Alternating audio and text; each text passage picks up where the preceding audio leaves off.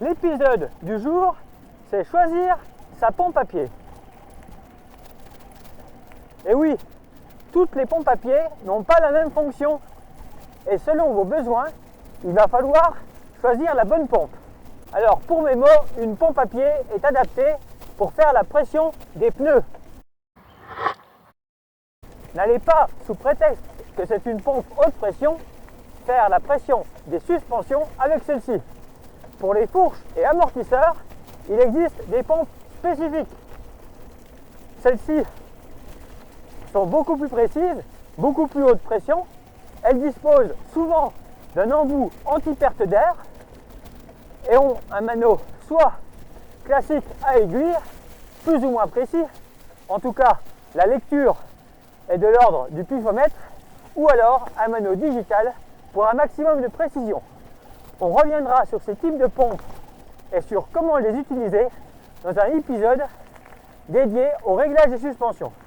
Aujourd'hui, c'est vraiment la pompe à pied qui nous intéresse.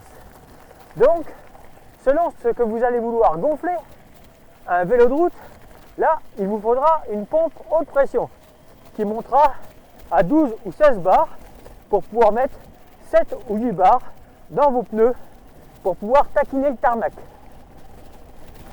Par contre, cette pompe qui dispose uniquement de 4 graduations, généralement sous le kilo, donc du coup d'une précision vraiment médiocre pour tout ce qui est pneus basse pression, comme nos VAE avec leurs pneus en 27+, ou encore les fat bikes, oubliez cette dernière.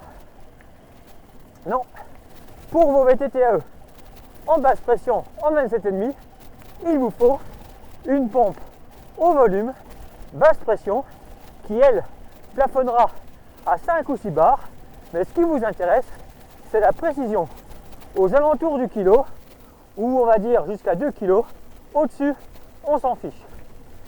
Donc là, il vous faut vraiment une pompe spécifique. Après, les pompes ont différentes ergonomies selon les marques.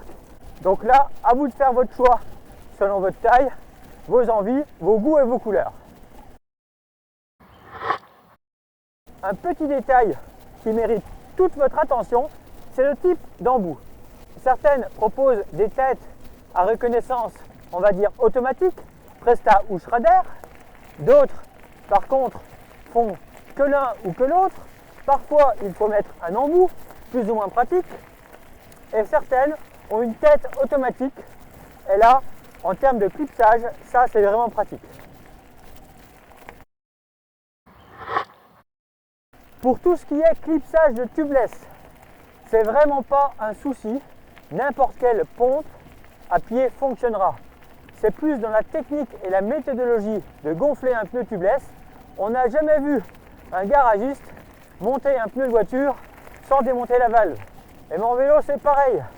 Si vous cherchez à envoyer autant de pression à travers une valve Presta non démontée, forcément ça va être compliqué. Donc du coup, c'est vraiment votre technique qu'il faut revoir et pas la pompe que vous utilisez.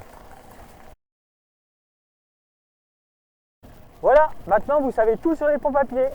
À vous de faire le bon choix. Vous pouvez aussi l'ajouter sur votre liste pour le Père Noël.